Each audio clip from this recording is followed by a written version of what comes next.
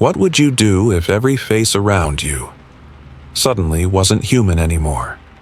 Imagine seeing your baby grin like something ancient, a stranger's smile stretching ear to ear, even your own reflection turning against you. In this chilling collection of true horror stories, 10 women share the moment they began seeing monstrous faces, faces that no one else could see. Some lost sleep, some lost their minds, and one never came back. Are these delusions, curses, or something much older watching from behind our eyes? You may never look at a smile the same way again. Some stories make you shiver.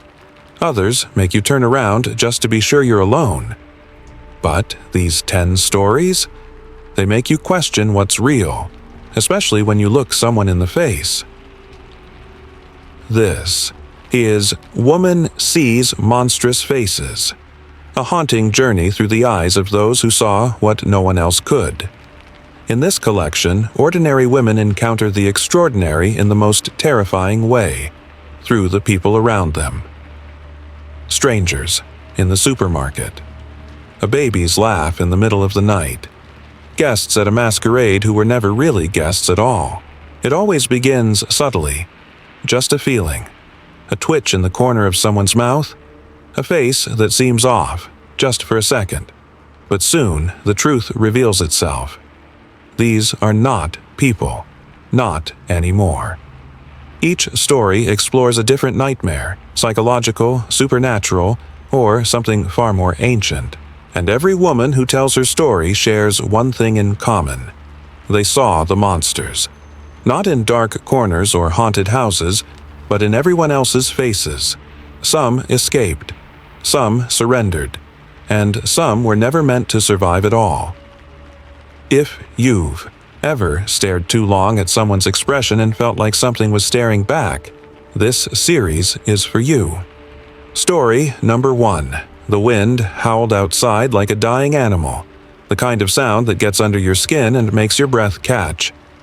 Elena Ross had stopped checking the forecast. Out here, it didn't matter. It was always cold, always snowing, always quiet. The cabin had seemed like a good idea back in October. She needed quiet, needed space. After James died, the city felt like a pressure cooker. Too many faces, too many questions. People watched her like she was made of glass. Some whispered that she'd lost it. Others smiled too wide and offered casseroles. Grief made her impulsive. So she sold the condo, packed up her paints, and vanished into the wild. Northern Canada, a place where silence lived like a thing with teeth. At first it was peaceful. She painted. Not James, not yet. Mostly landscapes, mountains, pines, the color of cold. Then the snow started sticking and the frost began creeping up the windows like skeletal hands. That was when she saw the first face. It was late November. She had just finished brushing her teeth when she noticed it. Right there, in the frost on the kitchen window. A face etched like it had been drawn with tiny knives. The eyes were shut tight, the mouth twisted in a silent scream. For a second, she thought it was a trick of the light. Or maybe she was sleep-deprived, but it was too detailed. Every wrinkle, every crease. She touched the glass with her fingertip, but the frost stayed frozen, the face unmoving, just watching. The next morning, it was gone. She didn't mention it to Marcus when he dropped by with a jug of kerosene. He lived about 3 kilometers down the trail, closest thing to a neighbor she had. He was one of those guys who looked like he'd been carved from a tree stump. Big, quiet, kind. "Cabin holding up?" he asked. "Mostly," she said. "The windows get a little frosty." Marcus had laughed. "Up here, if they're not frosty, they're broken." She almost told him. Almost. But then what? He'd look at her the way James used to near the end, like she was unraveling. A week later, the second face appeared. This time she was awake when it formed. She watched it happen slowly, like a Polaroid developing in reverse. The frost swirled and thickened until lines appeared, a nose, a mouth, open, screaming, and eyes. The worst part was always the eyes. She wanted to turn away but couldn't. Her feet wouldn't move. Her lungs forgot what they were supposed to do. When the frost settled, she recognized the face, an old man from the general store in town. She didn't know his name, but he always wore the same brown cap, sold her batteries and coffee last week. 2 days later, she saw his picture on a missing person poster nailed to a tree at the end of the trail. By mid-December, there were 3 more faces. A young woman, a child, and then James. Seeing her husband in the frost was like being punched in the chest by a ghost. It was him, the same cleft chin, the faint scar on his temple, the look he got when something terrified him. She dropped her mug. It shattered against the floor. She wanted to scream, but no sound came out. The frost shifted as if laughing. She stopped painting, stopped sleeping too. Every night she'd sit with a blanket wrapped around her, staring at the windows. Every morning, another face. Sometimes 2. Marcus stopped showing up around Christmas. She tried to radio him, but there was only static. Then came Sarah's call. "Elena, what the hell is going on out there?" Her voice was sharp, urgent. Elena hadn't spoken to her in weeks. "There's something wrong with the land," Sarah said. "I talked to an Inuit historian. Don't laugh. He said that region was known for spirits, things that mirror the dead, something about a realm that feeds on grief, isolation, guilt." Elena laughed anyway. Not because it was funny, because it was too late. "I think it's already here," she whispered. That night her own face appeared. Not fully, just a faint outline, the arch of a brow, the suggestion of her lips, her eyes, open, pleading.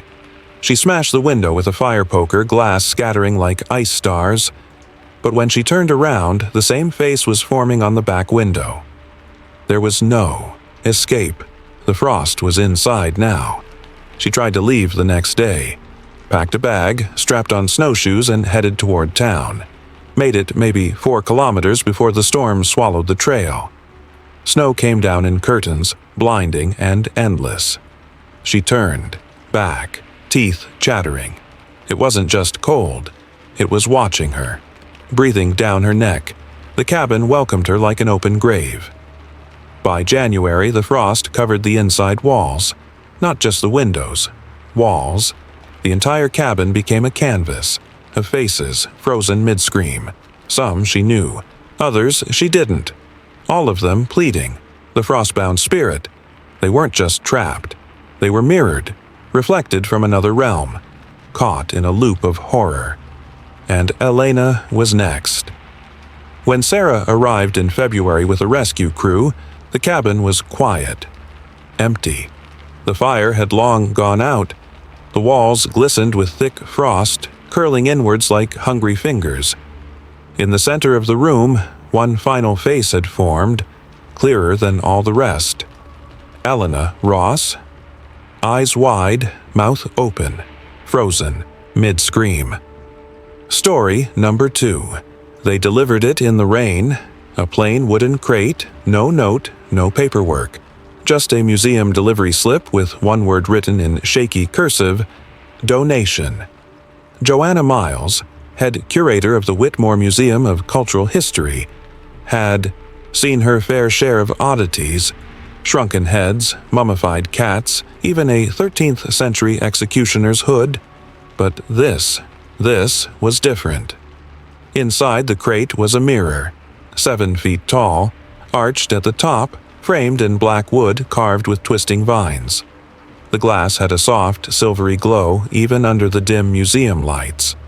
It was beautiful, haunting even. They didn't know where it came from.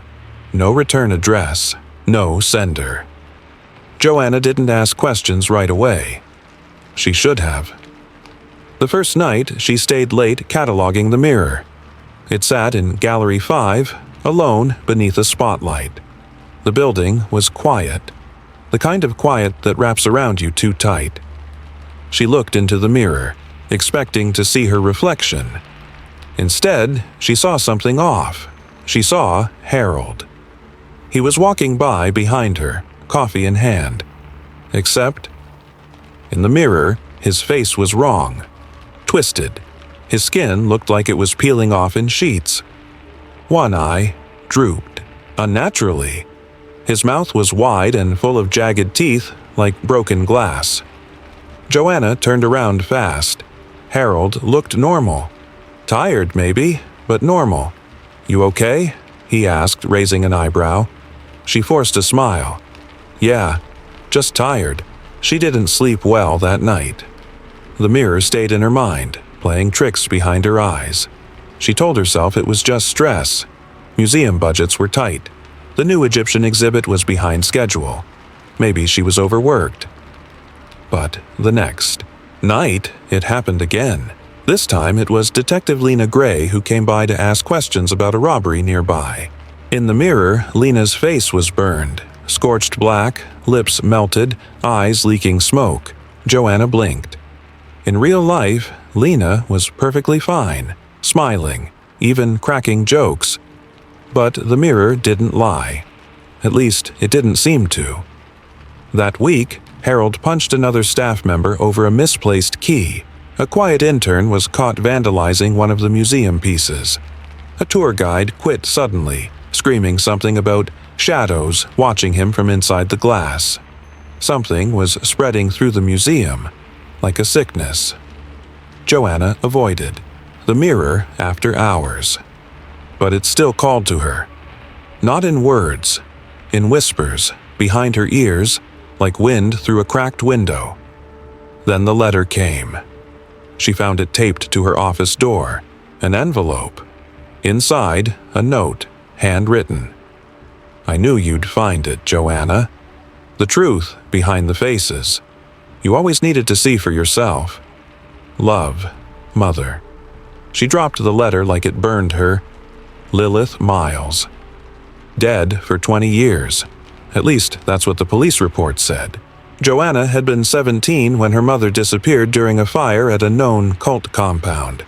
They'd only found ashes, bones. Joanna never believed it fully. Now, she wasn't so sure. She started researching the mirror, local records, occult archives, museum blacklists. What she found chilled her. The mirror matched descriptions from the 1800s, linked to hysteria, suicides, murders. In every case, the victims were described as seeing the rot beneath the skin. There were mentions of soul mirrors, cursed reflections, and something older, something buried beneath the glass. The mirror didn't show physical monsters. It showed decay. The soul's slow unraveling, and when you stared too long, it fed on what it saw. Joanna became obsessed. She watched the mirror every night, taking notes, charting changes. People around her started to fade. Some quit. Some vanished. Some changed. Harold stopped shaving, stopped talking. He wandered the halls like a ghost, muttering to himself. One night, he stood in front of the mirror for 3 straight hours, unmoving.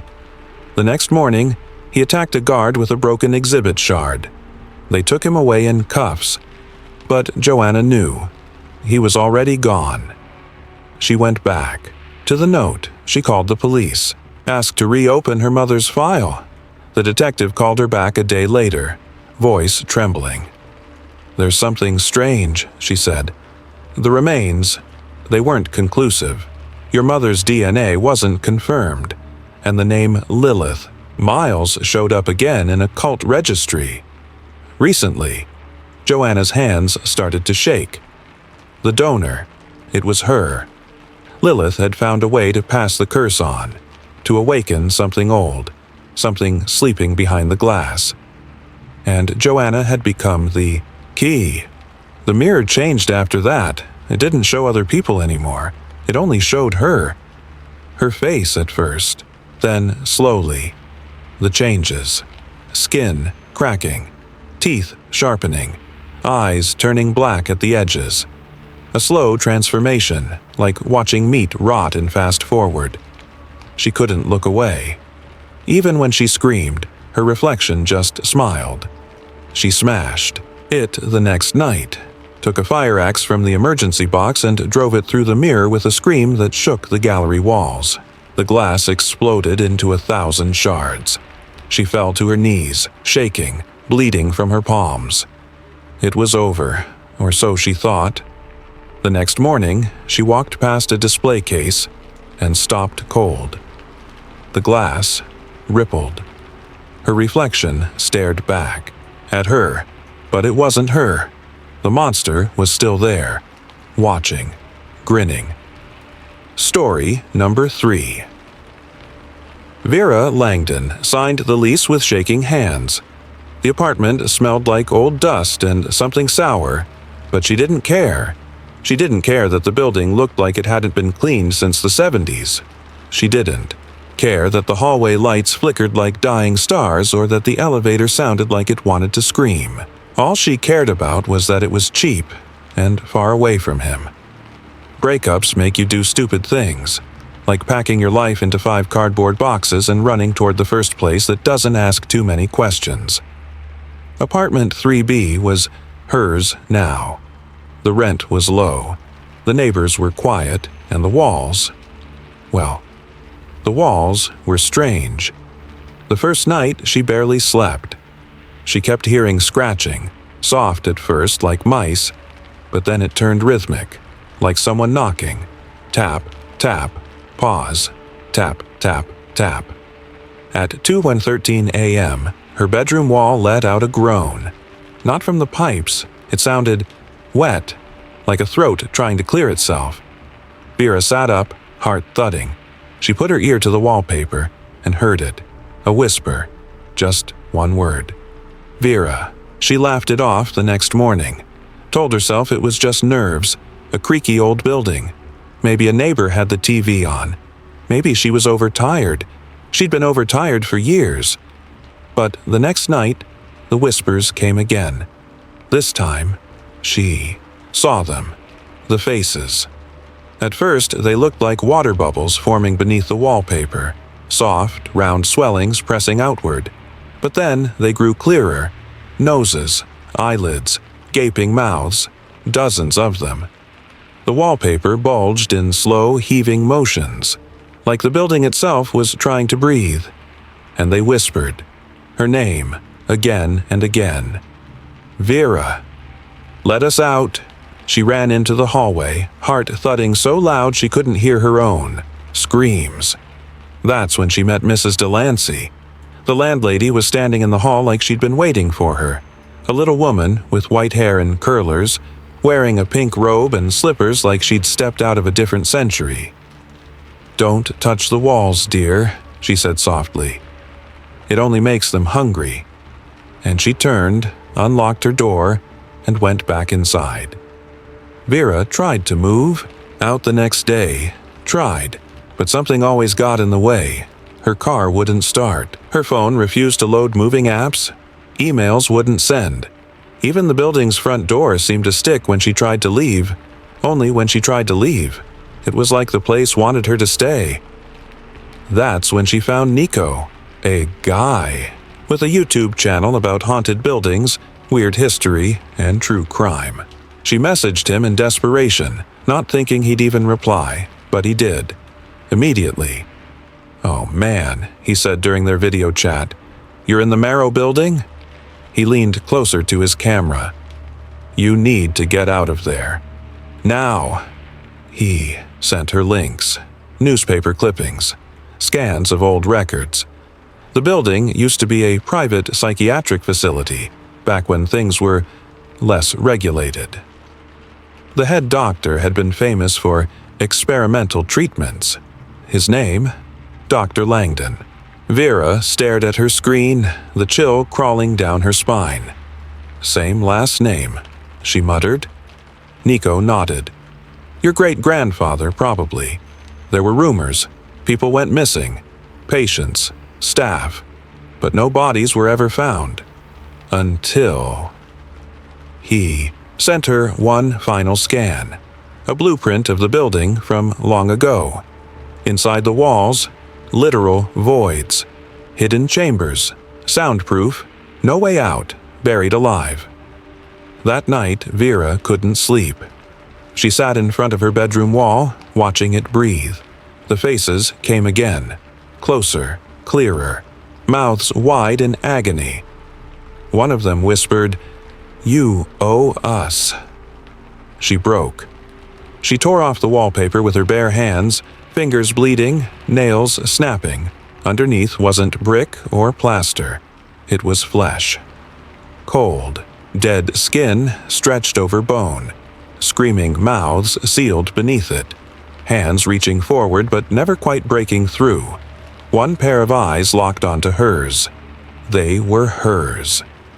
Vera screamed until her voice cracked. She stumbled backward, but the room didn't let her go. The door slammed shut.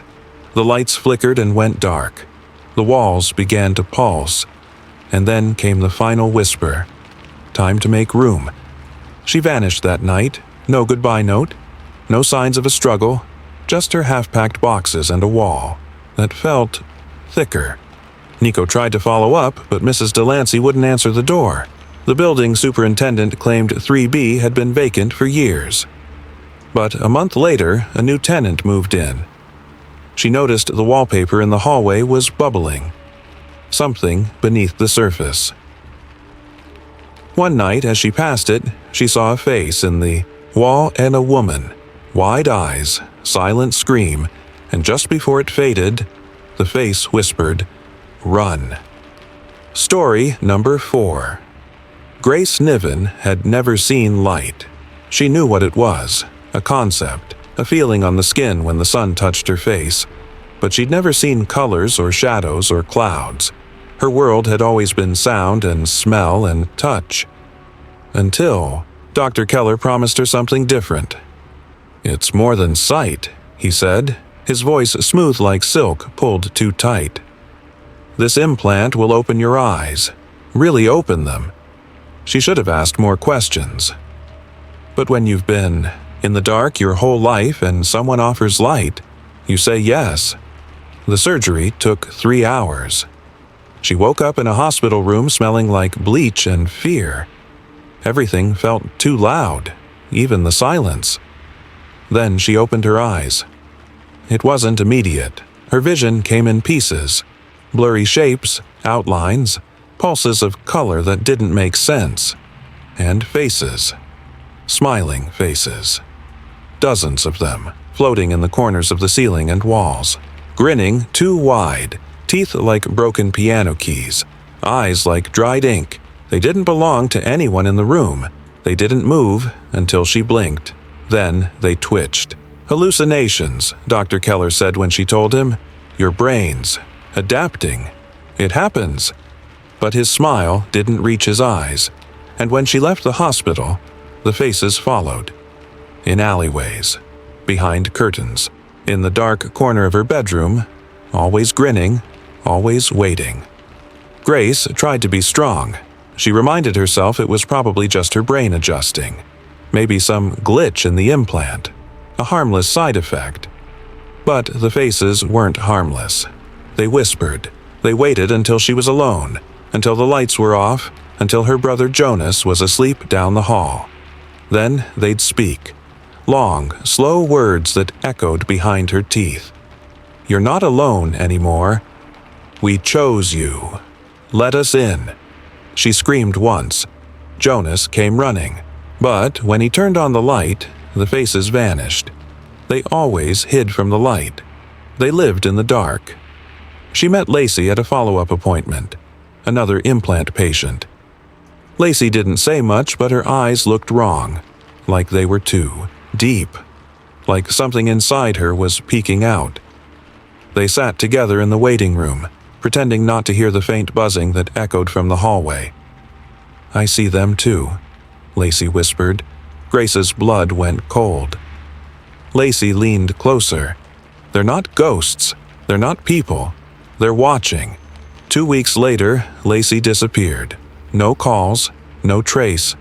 Gone. Grace started locking her bedroom door. She stuffed towels under the crack, slept with the light on, but it didn't help. The faces learned. They started appearing even when the lights were on.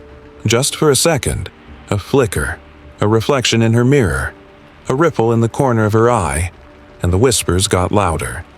They told her things about Jonas, about Dr. Keller, about what happened to Lacey. They showed her images, visions that burned into her, brain like brands. Lacey's body, twisted in a metal bed.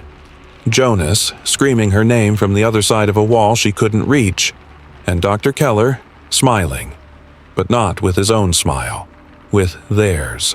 Grace confronted him one afternoon, marched into the clinic, fists clenched, face pale. "What did you do to me?" He didn't flinch. He just said, "We gave you the gift." Then he looked past her, through her, and said, "They're very pleased." That night, she dreamed of a room with no windows and walls made of mouths. She tried to remove the implant herself, took a pair of scissors into the bathroom and stared into the mirror. But she couldn't do it. Not yet. Not until Jonas started seeing things too. He told her over breakfast, eyes red from no sleep. "I saw something in the hallway last night," he said. "I thought I was dreaming, but it smiled at me, Grace. And then it spoke. It used your voice." Her stomach turned to ice. They weren't just following her anymore. They were leaking out. There was only one way to stop them. She waited until Jonas left, took a knife from the kitchen, locked the door, stood in front of the mirror. "I see you," she whispered. The faces swarmed behind her reflection. They laughed. They screamed. She raised the knife and drove it into her eye. Darkness rushed in like a flood, and for a moment, there was peace. Then she heard them again. Not from the mirror, not from the shadows, from inside. "You can't shut us out," they said. "We're part of you now." She opened her eyes. Only. She didn't have eyes anymore, but the grinning faces were still there, closer than ever. Story number 5. It started at the grocery store. Emily Torres was checking out, half distracted, phone in one hand, reusable bag in the other, when the cashier froze. Not in the normal computers acting up kind of way. This was different. He just stopped scanning, stopped blinking, and then he smiled. It wasn't a normal smile. It stretched too far, touched both ears. His lips peeled back, dry and stiff, and his teeth, so many teeth, stayed perfectly still, like dentures in a display case. Emily chuckled. Awkwardly, waiting for him to say something, he didn't. He just smiled, and then suddenly went back to scanning like nothing happened. She told Ricky about it later. He was her ex, but still picked up her calls. Usually. "You're being dramatic," he said, chewing gum on the other end of the line. "Creepy smile. So what? It's probably a nervous tic." It didn't feel nervous. It felt wrong, like his face didn't fit. Ricky laughed. "Maybe he just liked your face." Emily didn't laugh, because over the next few days, it happened again. At the gym, on the train, at a red light, people, strangers, smiling that same stretched-out smile, just for her. Not blinking, not breathing, only at her. She started calling them the Smilers, and she knew they weren't normal. Not when she saw the man on the bench outside her apartment at 3:07 a.m., grinning straight up at her window. Not when she found the photograph taped to her door. It was a picture of her, sleeping. And in the background, behind her bedroom window, was a smiler, a woman in a trench coat, mouth open too wide, showing every tooth in her skull, just standing there, watching. Emily stopped sleeping, She tried telling herself it was a prank, a coincidence, her imagination running wild, but the pictures kept coming, one on her nightstand, another slid under her door. In each one, she was asleep.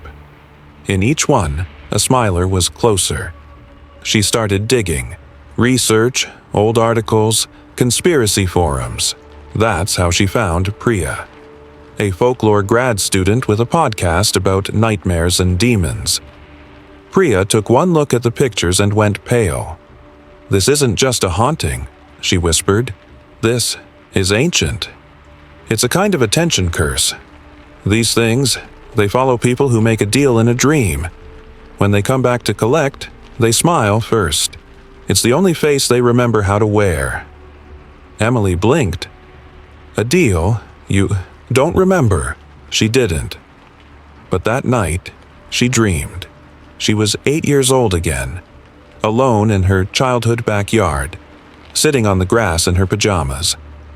A voice came from the darkness. "Are you lonely, Emmy?" She remembered saying yes. Then the voice said, "I'll keep you company. All you have to do is let me in." A hand reached out of the shadows. She took it and woke up screaming. It all made sense now. The Smilers were people, former victims, people who made deals and lost. Their souls twisted into grinning husks, and now it was her turn. The demon wanted her. But she wasn't going down without a fight. Ricky finally believed her when a Smiler followed him home. "Okay," he whispered, sweating in her apartment doorway. "Okay, this is real." They worked with Priya, found an old ritual from Eastern European folklore. It said the demon could be trapped if you caught it in a reflection. Not a mirror, a person, someone who had seen it, touched it, someone it wanted. Emily volunteered.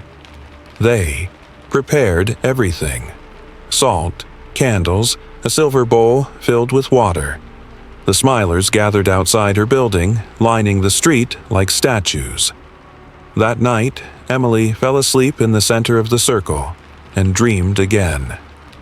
The demon came. It wore a human face, her own, but it was cracked and grinning and full of static. It whispered, "You called me. You needed me." "I was 8, she said. "I didn't know better. It doesn't matter. You let me in." She met its eyes in the reflection of the bowl beside her pillow and screamed. The air shook. The Smilers shrieked. One by one, they began to twitch, faces cracking, teeth snapping shut. The demon howled. Emily grabbed the bowl and smashed it across the floor. The glass shattered, but the water didn't spill. It stayed suspended in the air, reflecting. Not the room, but a place made of black mist and teeth. The demon screamed, and then it was gone. The Smilers vanished. Ricky moved away. Priya burned the notes. Emily changed her number. For the first time in weeks, she slept peacefully, until one night, brushing her teeth, she caught a flicker in the bathroom mirror. A woman standing behind her, smiling, just one, still watching. Story number 6. Leah Grant was bone-tired, the kind of tired you only get when you're raising a baby alone, working from home, and trying not to lose your mind. Her son, Caleb, was just 9 months old, soft curls, big, curious eyes, and a smile that melted her even on the hardest days. She moved into the old house in early spring. A quiet street, cheap rent, a landlord who seemed just a little too eager to get it off his hands, but she was desperate, and it was home. The trouble started 2 weeks later with the baby monitor. It was just a cheap wireless set from a second-hand store. No frills. A small black camera on the crib and a screen she kept by her bed. The first night it happened, she thought she was dreaming. At around 2:34 a.m., the monitor buzzed softly and she rolled over, groggy, to check it. On the screen, Caleb was awake, lying still, staring straight into the camera, And there, right behind him, was a face. Not human. Skin like gray wax. Eyes sunken deep.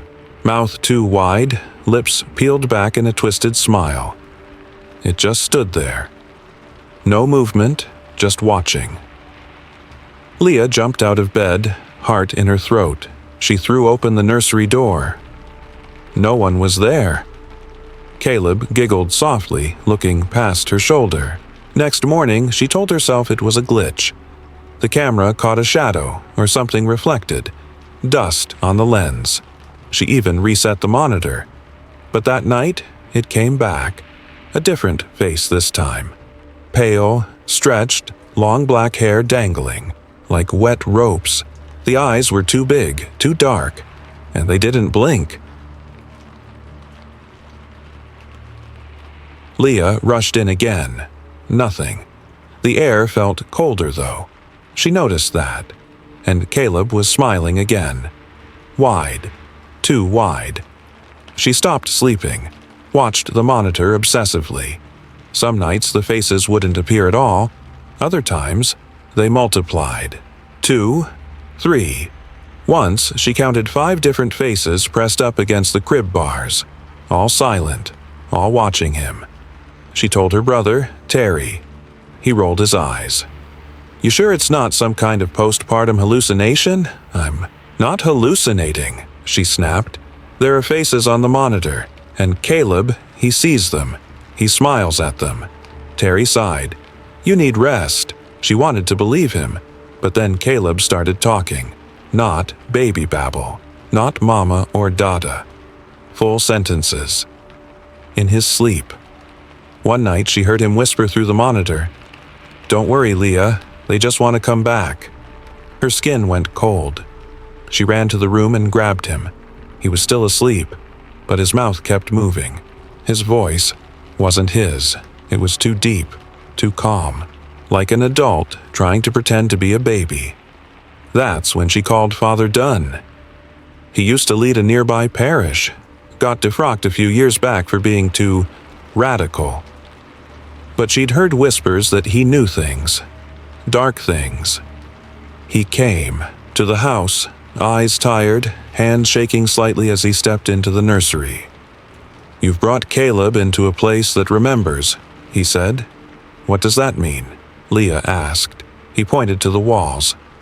"This house, it wasn't always a home. It used to be part of an old orphanage. Closed down in the 1940s. Children lived here, and some of them never left." She swallowed hard. "What happened to them?" Father Dunn looked at her, grave. "Rituals. Hidden. The children were told they were being baptized, but they were offerings. Their spirits became restless, twisted, and now they're looking for a way back." You turned to Caleb's crib. They see him as a door. Leah tried to get out, packed her bags, called a hotel. But the car wouldn't start. Her phone froze. Every time she held Caleb, the baby monitor would hum to life, even unplugged. The screen would flicker, and those faces would smile. "The final night," she snapped. The monitor buzzed louder than ever. Screeches came through the speaker, like dozens of children crying, laughing, chanting. On screen, a wall of faces. Dozens, all grinning. Some missing eyes, some with sewn lips, some whispering in unison. "He's ours now." Caleb sat upright in his crib, head tilted watching the camera, and then, in a voice not his own, "Don't be afraid, Mama. We'll all live in him." Leah screamed, grabbed the monitor, and smashed it against the wall. The silence after that felt like a punch to the chest. No more buzzing, no more whispers. The house seemed to breathe again.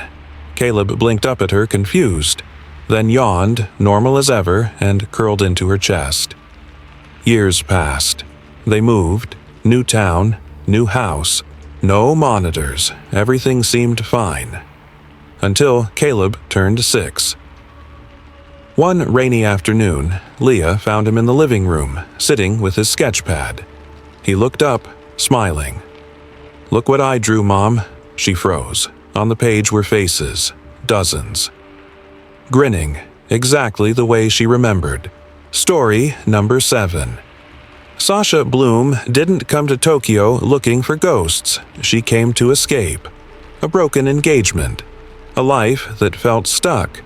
She took a job teaching English, rented a tiny apartment above a convenience store, and told herself this would be a fresh start. It was the first time in a long time that she felt good.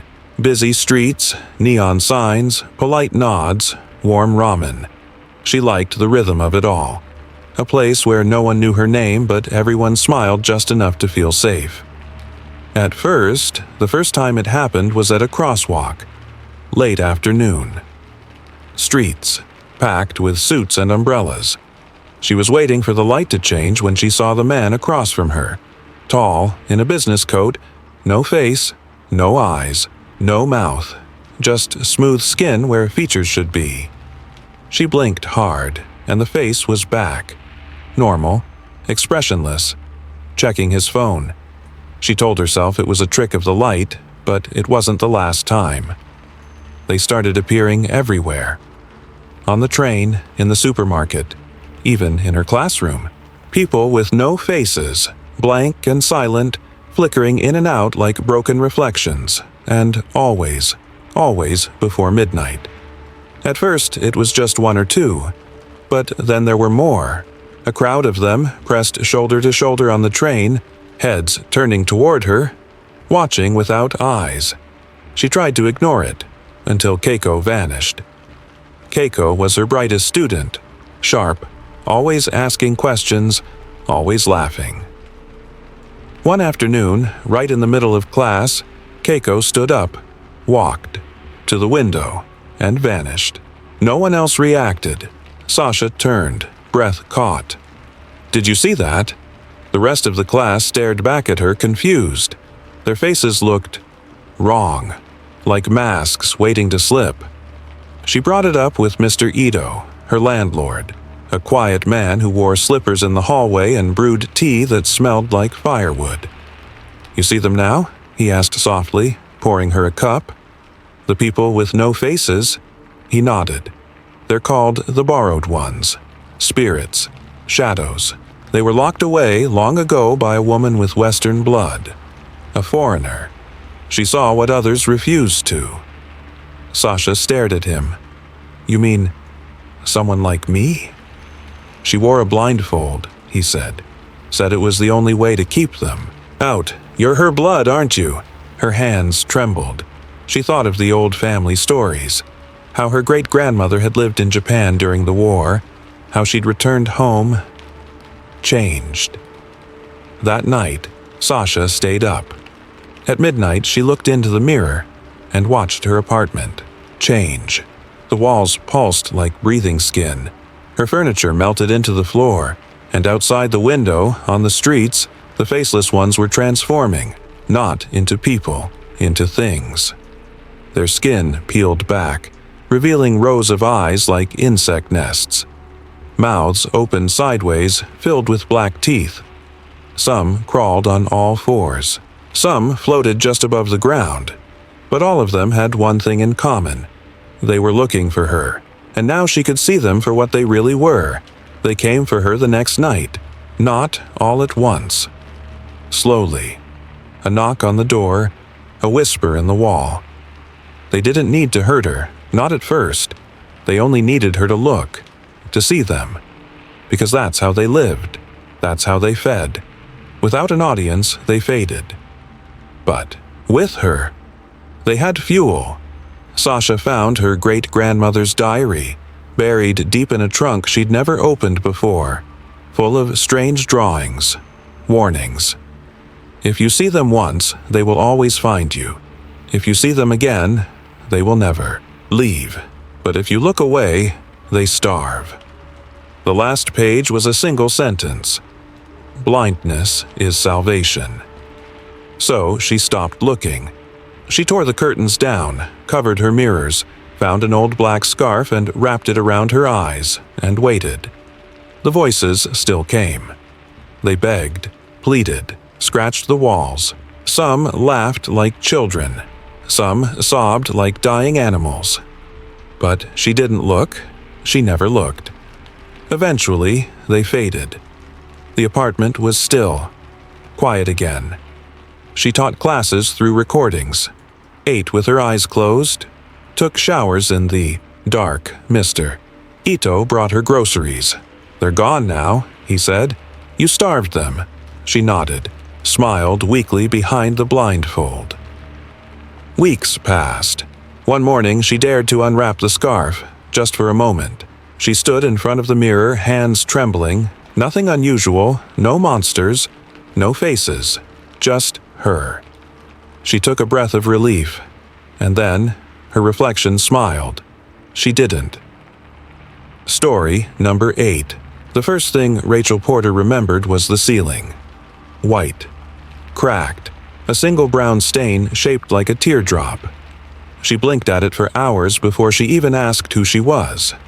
They told her name, told her about the car accident, showed her the bent-up license, the scar across her forehead, a few personal items, a phone with no contacts, a wallet with no cash, no photos, just a name and a quiet address scribbled on the back of an old receipt. They said she was lucky to be alive. She wasn't sure if she believed that. Weeks later, Rachel sat across from Dr. Marnie, a polite woman in her 50s with too much perfume, and the kind of voice that could make anything sound safe. "How are you feeling today?" she'd ask every session. Rachel would lie and say, "Better." What she really wanted to say was, "Everyone's face is wrong." It started with the nurses. The longer Rachel spoke to them, the more their expressions began to melt.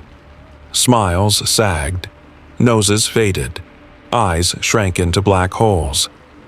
At first, she thought, it was a side effect of the trauma. But it didn't stop after she left the hospital. At the grocery store, the cashier's cheeks sank like dough. A man on the train blinked and his face didn't come back right. Her neighbor waved hello one day, and Rachel swore he had no mouth. She tried telling Dr. Marnie. "You're describing prosopagnosia," the doctor said. "Face blindness, not uncommon after brain trauma." "I'm not missing the faces," Rachel said. "They're changing into something else." Dr. Marnie gave her a soft smile. The mind fills in what it can't process. Try not to be afraid of your imagination. But Rachel wasn't imagining it, and deep down, some part of her recognized them. It got worse when she found the photos.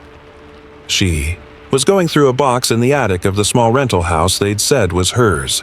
Most of it was junk. Books in a language she didn't understand, strange coins, hand-drawn maps with no names. Then the photos. Dozens of them. In every photo, she was there, standing beside people with blurry, distorted faces. Some wore masks. That looked stitched from skin.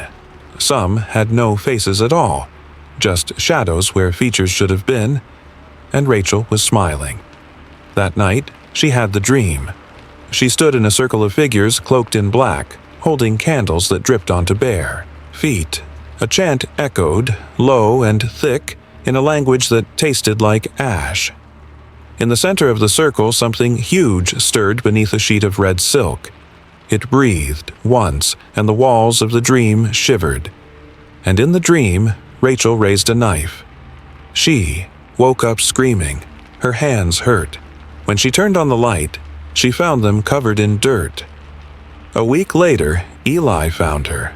He was waiting outside the clinic one morning, leaning against a pole like he belonged to the shadows. "You're Rachel," he said. "Do I know you?" He studied her for a long moment, then said, "Not anymore." They talked in a cafe where the lights flickered and none of the baristas had faces. Eli told her things she hadn't wanted to know. "You were one of them," he said, "a high priestess of the Forgotten Circle. You led the rituals. You wore faces like gloves." "I don't believe you," she said. "But the photos, the dreams." "You ran from them," Eli said. "Faked the crash, cut yourself off, wiped your own mind. But they've been watching, waiting. They need you back." "Why?" He looked at her with eyes that didn't blink. because they can't speak without a mouth. And you were their voice. She tried to run again. She packed a bag and drove through the night. Back roads, no destination, just a way. But no matter where she went, the faces found her. Faceless gas station clerks, hollow-eyed hitchhikers, a billboard with her own blank smile. And always, always, the whisper, "Come home." She returned to the house one final time. Dr. Marnie was waiting there, not in her coat, no notepad, just standing in the kitchen with her sleeves rolled up and something ancient in her eyes. "You've remembered," she said. Rachel nodded. "I fought it," she whispered. "I tried to forget." Dr. Marnie stepped closer. "You were never meant to forget. You are the vessel." In the living room, the circle was already drawn. Candles lit, floorboards marked in symbols Rachel suddenly understood again. She stepped inside, took her place. The others emerged from the dark. No faces, just smooth skin, but still familiar. Rachel closed her eyes and opened her mouth. They listened. Weeks later, a newspaper ran a story about a missing woman named Rachel Porter. The article had no photo. None could be found. The file stayed open for a while. But eventually, people stopped asking because no one could quite remember what her face looked like anymore. Story number 9. Naomi Wren never believed in haunted paintings. Sure, she'd heard the stories, crying Madonnas, blinking oil men, brushstrokes that moved when no one was watching. But she was a restorer, not a dreamer. Paintings were layers of pigment and varnish, age and dust. Not portals, not prisons. Then she was hired by Victor Hale. The estate was far from the city, tucked between woods thick enough to keep out the light. The house itself was beautiful in a faded, dying kind of way, like an opera singer with cracked lips. Victor met her at the door. "I want the portraits brought back to life," he said. Naomi didn't think much of the phrase at the time. There were 12 portraits in total, all painted between 1781 and 1793 by someone named Master Arcadi. Noble faces, cold eyes, heavy clothes from another century, each one a little too lifelike. The kind of paintings that made you want to apologize if you stared too long. She started with the youngest woman. Blonde curls, blue dress, eyes turned just slightly to the side. As Naomi worked on her face, scraping off the varnish, she thought, the woman's gaze seemed to shift, just slightly, like she was beginning to notice her. Naomi laughed at herself. "Too much coffee," she muttered. But later that night, when she passed the gallery to get a glass of water, the same portrait was different. The woman's eyes were now looking directly at her. She told Ivy the next morning. Ivy was her assistant. Fresh out of art school, always wearing headphones and humming to herself. "They probably painted over something," Ivy said. "You know, those old artists hid things in layers all the time." But that didn't explain what happened next. The mouth. Naomi was cleaning the edges of a portrait of a man in military garb when she noticed it. His lips had curled, just slightly, into a thin, mocking smile. She checked the photo she'd taken before cleaning. In the original, his mouth was flat, almost stern. Now, he looked like he was enjoying something. She started sleeping with the lights on. At night, the portraits whispered, not with voices, but with presence. She'd walk past and feel heat along her neck, like someone breathing, behind her. Then came the disappearance. One morning, the oldest portrait, the first one she'd cleaned, was empty. The canvas was intact. The brushstrokes around the frame were untouched. But the woman in the blue dress was gone. Just gone. Naomi stared at it for a long time. Then she heard footsteps upstairs. She and Ivy searched the house. Every room, every corner. Nothing. But that night, Ivy screamed. Naomi found her in the hallway, face pale, shaking. "She was in my room," Ivy whispered. "The woman from the painting, just standing at the foot of my bed." Naomi locked the gallery. They should have left, packed up and vanished into the night. But Naomi couldn't, because something was pulling at her, something deeper than fear. In the corner of the gallery, there was a 13th portrait covered in a black cloth. Victor had said nothing about it, but Naomi couldn't ignore it anymore. She pulled the cloth away and gasped. The woman in the painting looked just like her. Victor found her staring. "I thought you'd find her eventually," he said quietly. "That's Margaret Wren, your ancestor, Arcadi's final portrait." Naomi turned slowly. "Why does she look like me?" "Because blood remembers," Victor said, "and so does the canvas." He told her everything then. Master Arcadi wasn't just a painter. He was a warlock, obsessed with immortality. He believed the soul could be trapped through observation. That by painting someone while they were alive and finishing the eyes last, he could imprison them inside the artwork. And it worked. Every subject begged for death. None of them got it. Naomi wanted to burn it all, but the spirits wouldn't. Let her. That night, Ivy changed. Her voice grew flat. Her eyes went dull. When she spoke, it wasn't Ivy anymore. "We're not done," the voice said. "You opened us. You owe us." Naomi fought back, not with fire or prayers, but with paint. If Arcadi could trap a soul by finishing a portrait, maybe she could do the reverse, trap one back in. She set up her easel, dragged Ivy, still grinning, to the gallery, and began to paint.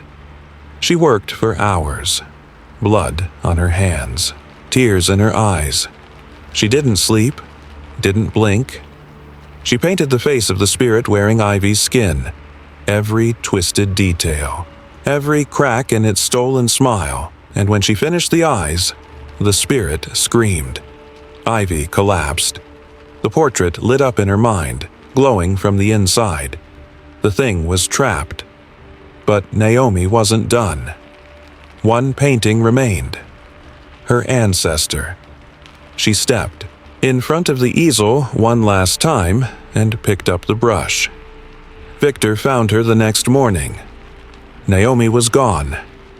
But in the corner of the gallery, a new painting sat quietly, still drying, a young woman, brush in hand, eyes filled with fire. And across the room, every other portrait was still. For the first time in centuries, the faces had stopped watching. Story number 10. Maya Dorsey had been to strange parties before, but nothing like this. The mansion stood crooked at the edge of a forgotten stretch of countryside, far outside the city. Old vines curled through cracked stone. The windows were dark, dead almost, but the music inside thumped like a slow, rotting heartbeat. She wasn't there to party. She was there for a story. Wren had given her the assignment. Her editor, her mentor, someone she trusted until tonight. "There's a cult out there," he told her weeks ago, calls itself the Circle of the Forgotten. They meet once a year, wear masks, dance all night, and never age. Never age? Wren shrugged. "People talk." He handed her a sleek black envelope. Inside, a real invitation. Heavy paper, gold ink, the kind of thing you feel weird touching with dirty hands. "How did you get this?" she asked. Wren just smiled. "Let's just say they've been expecting someone new." She wore a plain white mask. No feathers, no paint. Her dress was second-hand but elegant enough to pass. The other guests swirled around her in gowns and tuxedos, their masks more elaborate. Bird beaks, weeping angels, cracked porcelain smiles. No one spoke. They only watched. She felt it instantly, every glance lingering too long, like they could see her behind the mask. like they were waiting. She found Julian near the ballroom doors, holding a glass of red wine he hadn't touched. "First time?" he asked without looking at her. "Yeah," Maya said. "You?" He smiled, but it didn't reach his eyes. "Been coming for years," he said. "You'll want to leave before the clock strikes 1. "Why?" He leaned in, voice dropping low. "That's when the masks start breathing." She thought he was joking, until midnight. That was when she noticed the man across the room. His mask wasn't tied to his head. It was part of it, fused to the skin. And it moved when he smiled, stretching, twitching, reshaping. She looked around. The same was true for all of them. Not masks. Faces, but not their faces. She stumbled into the gallery wing of the house, breathing too fast, head spinning. The paintings on the walls weren't normal portraits. They were faces, real ones, dried, stretched like leather over canvas, mouths sewn shut, and in the center of the room, a mannequin, wearing a face, still bleeding. Maya turned and ran. Idyag found Julian in the hallway. "They're not people," she whispered. "They're... what are they?" "They were once," he said. "Long ago. But the masks, they're how they stay alive." She shook her head. "It's not possible." Julian looked at her, eyes full of sorrow. "You were invited for a reason." That's when Lady Marrow arrived. She moved through the hall like smoke. Tall, graceful, wrapped in silver. Her mask was bone white, smooth as porcelain. But where her eyes should have been were empty holes. "Miss Dorsey," she said, voice like honey rotted at the edges. "You're just in time." Maya backed away. "For what?" Lady Marrow didn't answer. Instead, she raised one gloved hand. The guests came out of the shadows. Their faces weren't faces anymore. Some were stitched together from different mouths. Others blinked through too many eyelids. One was just a hollow shell of skin, dripping, twitching, hungry. And they were smiling. They carried her to the basement. The room below smelled like salt and old blood. The walls were covered in faces, hundreds of them. Some were still moving. Julian stood nearby. "I'm sorry," he said. "I was supposed to help bring you in, but I didn't know they'd pick you." "You said to leave before 1, she hissed. He looked away. "I hoped you would." They laid her on the table. Lady Marrow stood above her, holding a needle made of bone. "Your face is lovely," she whispered. "It will keep the next vessel young for decades." Maya screamed, fought, but the cold pressed in. And then, darkness. They say Maya Dorsey went missing that night. Some say she vanished on a solo assignment. Others whisper she ran off to join the cult she was chasing. But the truth is, she never left. And next year, at the gala, a new guest will arrive, wearing a plain, white mask, and if you look closely, you'll see the lips twitch. Just a little, trying to scream. If this story made you double-check your reflection, hit that like button. Share it with someone who loves a good scare. And don't forget to subscribe for more twisted tales. Because the monsters, they're always watching.